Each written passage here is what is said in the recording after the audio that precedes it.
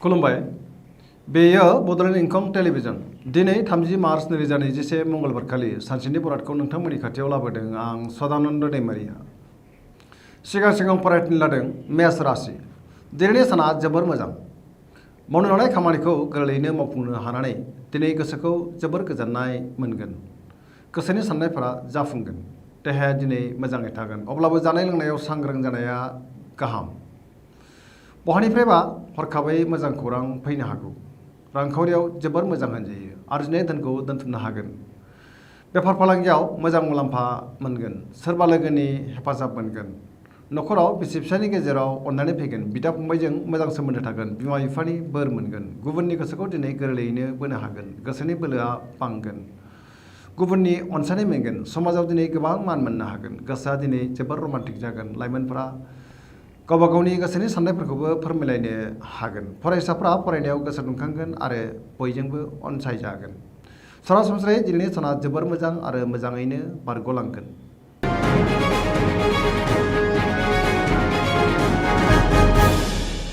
वृष राशि। दिनैनि साना जोबोर मोजां। गोसोखौ जोबोर गोजोननाय मोनगोन। गोसोनि साननायफोरा जाफुंगोन। गोसोनि बोलोआ बांगोन। मावनो लानाय खामानिखौ थि समावनो गोरलैयैनो मावफुंनो हागोन। रांखावरियाव जोबोर मोजां होनजायो। आरजिनाय धोनखौ दोनथुमनो हागोन। मोननो गोनां धोनखौ दिनै मोननो हागोन। बेफार फालांगियाव जोबोर मोजां मुलाम्फा मोनगोन। न'खराव बिदा फंबायनि अनसायनाय मोनगोन। बिसि फिसायजों मोजां सोमोन्दो थागोन। देहाया दिनै मोजाङै थागोन। गुबुननि हेफाजाब मोननो हागोन। दिनै जायखि खामानि मावा मानो खामानिफोरखौ मोजाङैनो मावफुंनो हागोन। सिगांनि बबेबा आद्रा खामानिखौ मावफुंनो हागोन। लोगोफोरनि अनसायनाय मोनगोन। गोसोनि बोलोआ बांगोन। लाइमोनफोरनि गोसोआ दिनै जोबोर रमान्टिक जागोन आरो गावबा गावनि गोसोनि साननायफोरखौबो फोरमायलायनो हागोन। फरायसाफ्रा फरायनायाव गोसो दुंखांगोन। सरासनस्रायै दिनैनि साना जोबोर मोजां आरो मोजाङैनो बारग'लांगोन।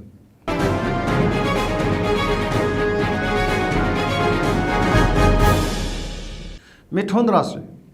दिनैनि साना जोबोर मोजां। गोसोखौ जोबोर गोजोननाय मोनगोन। देहाया दिनै मोजाङै थागोन। अब्लाबो जानाय लोंनायाव सांग्रां जानाया गाहाम। रांखावरियाव जोबोर मोजां होनजायो। आरजिनाय धोनखौ दोनथुमनो हागोन। मोननो गोनां धोनखौ दिनै मोननो हागोन। बेफार फालांगियाव जोबोर मोजां मुलाम्फा मोनगोन। न'खराव अनलायनाय फैगोन। गोसोनि बोलोआ बांगोन। समाजाव दिनै मान मोनगोन। मावनो लानाय खामानिखौ थि समावनो आरो गोरलैयैनो मावफुंनो हागोन। गुबुननि हेफाजाब मोनगोन। लाइमोनफोरनि गोसोआ दिनै जोबोर रमान्टिक जागोन। बिमा बिफानि अननाय आरो बोर मोनगोन। सोरबा गोजाम लोगोजों बहाबा दावबायहैनो खाबु मोनगोन आरो बहाबा लोगो मोनज्लायगोन।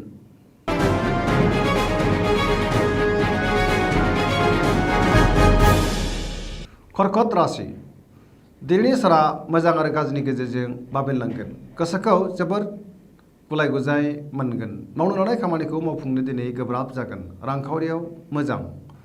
बेफार फालांगियावबो मोजां होनजायो। देहाया दिनै मोजाङै थागोन। अब्लाबो जानाय लोंनायाव सांग्रां जानाया गाहाम। सिगांनि बबेबा जाथायखौ गोसोखांनानै दिनै गोसोखौ जोबोर गुलाय गुजाय आरो उसुखुथु मोनगोन। गुबुननि हेफाजाब मोनगोन। न'खराव बिमा बिफानि अननाय आरो बोर मोनगोन। बिसि फिसायजों मोजां सोमोन्दो थागोन। समाजाव मान मोनगोन। फरायसाफ्रा फरायनायाव गोसो दुंखांगोन आरो मोजां फिथाइ मोनगोन। सोरबा खाथिनि लोगोआ गाज्रि नोजोर होखोमागोन। सांग्रां जानाया गाहाम। लाइमोनफोरनि गोसोआ दिनै जोबोर रमान्टिक जागोन आरो गावबा गावनि गोसोनि साननायखौबो फोरमायलायनोबो हागोन।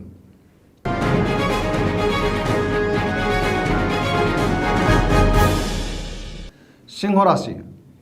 दिनैनि साना जोबोर मोजां। गोसोनि लुबैनायखौ मोननानै दिनै गोसोखौ दिनै जोबोर गोजोननाय मोनगोन। मावनो लानाय खामानिखौ थि समावनो मावफुंनो हागोन। सोरबा लोगोनिफ्राय मोजां खौरां मोनगोन। रांखावरियाव जोबोर मोजां। अब्लाबो खरसाया बांगोन। बेफार फालांगियाव जोबोर मोजां मुलाम्फा मोनगोन। गोसोनि साननायखौ गुबुननो फोरमायनो हागोन। गोसोनि साननायफोरा जाफुंगोन। न'खराव अनलायनाय फैगोन। समाजाव गोबां मान मोननो हागोन। देहाया दिनै मोजाङै थागोन। अब्लाबो जानाय लोंनायाव सांग्रां जानाया गाहाम। गुबुननि अनसायनाय मोनगोन। गुबुननि गोसोखौ गोरलैयैनो बोनो हागोन। बिमा बिफानि अननाय आरो बोर मोनगोन। समाजाव गोबां मान मोननानै दिनै गोसोखौ जोबोर गोजोननाय मोनगोन। धोरोमारि बिथिङावबो गोसो दुंखांगोन।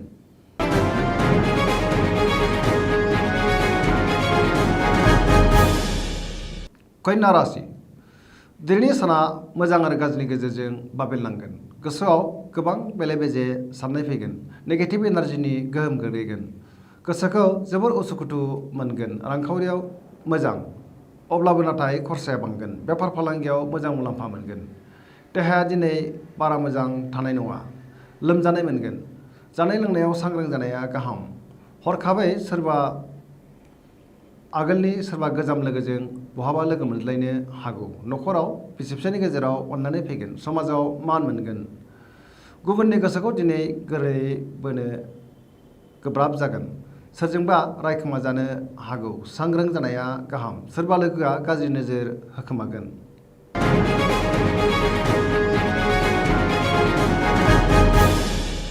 तुला राशि। दिनैनि साना जोबोर मोजां। गोसोखौ जोबोर गोजोननाय मोनगोन। गोसोनि बोलोआ बांगोन। गोसोनि साननायफोरा जाफुंगोन। मावनो लानाय खामानिखौ थि समावनो मावफुंनो हागोन। देहाया दिनै मोजाङै थागोन। अब्लाबो जानाय लोंनायाव सांग्रां जानाया गाहाम। रांखावरियाव जोबोर मोजां होनजायो। मोननो गोनांखौ दिनै मोननो हागोन। जेनिबो आंखाल जानाय नङा। नखराव बिसि-फिसायनि गेजेराव अननानै फैगोन। समाजाव गोबां मान मोननो हागोन। बेफार फालांगियाव मोजां मुलाम्फा मोनगोन। गुबुननि गोसोखौ दिनै गोरलैयैनो बोनो हागोन। लोगोफोरनि हेफाजाब मोनगोन। लाइमोनफोरा दिनै गोसोखौ जोबोर रमान्टिक मोनगोन आरो गावबा गावनि गोसोनि साननायफोरखौबो फोरमायलायनो हागोन। सरासनस्रायै दिनैनि साना जोबोर मोजां आरो मोजाङैनो बारग'लांगोन।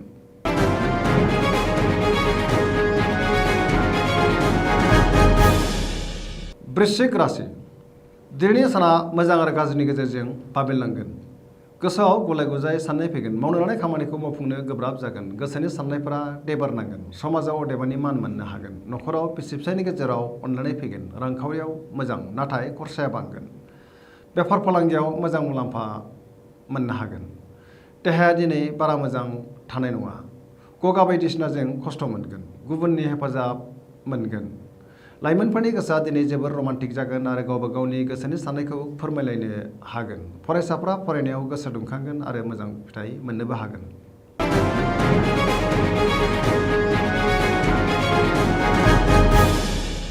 धनु राशि। दिनैनि साना जोबोर मोजां।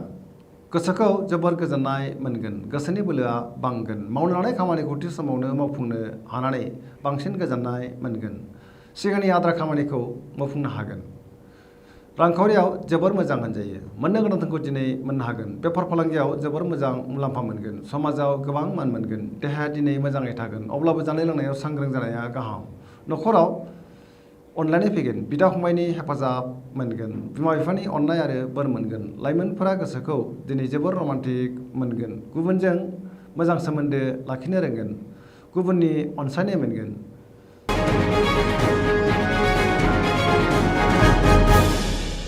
मकर राशि। दिनैनि साना मोजां आरो गाज्रिनि गेजेरजों बाबेनलांगोन। गोसोनि साननायफ्रा देबारनांगोन। मावनो लानाय खामानिखौ थि समाव मावफुंनो गोब्राब जागोन। रांखावरियाव मोजां होनजायो। मोननो गोनांखौ दिनै मोननो हागोन। आरजिनाय धोनखौ दोनथुमनो हागोन। बेफार फालांगियाव जोबोर मोजां। देहाया दिनै मोजाङै थागोन। गुबुनजों मोजां सोमोन्दो लाखिनो हागोन। नाथाय सोरबा लोगोआ गाज्रि नोजोर होखोमागोन। सांग्रां जानाया गाहाम। बिदा-फंबायनि हेफाजाब मोनगोन। बिमा-बिफानि अननाय आरो बोर मोनगोन। गुबुननि थाखाय नाङा-फाङा जेंनायाव गोग्लैनांनो हागौ। सांग्रां जानाया गाहाम। लाइमोनफोरनि गोसोआ दिनै जोबोर आला-खाला जागोन। कुम्भ राशि।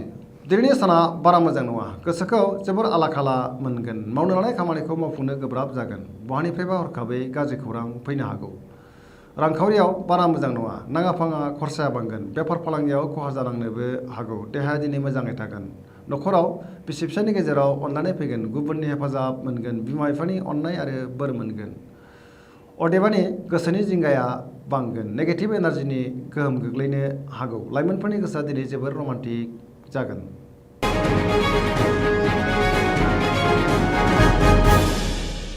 मीन राशि।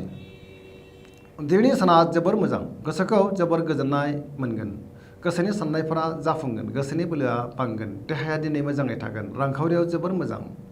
बेफार फालांगियावबो जोबोर मोजां मुलाम्फा मोनगोन। नखराव बिसि-फिसायनि गेजेराव अनलायनाय फैगोन। सेंग्रा-सिख्लाफ्रा दिनै गोसोखौ रमान्टिक मोनगोन आरो गोसोनि साननायफोरखौबो फोरमायलायनो हागोन। फरायसाफ्रा फरायनायाव गोसो दुंखांगोन आरो मोजां फिथाइ मोननो हागोन। गुबुनजों बाख्नाय जागोन। गोसोनि साननायफोरा फारि फारि जाफुंजोबगोन। सरासनस्रायै दिनैनि साना जोबोर मोजां आरो मोजाङैनो बारग'लांगोन।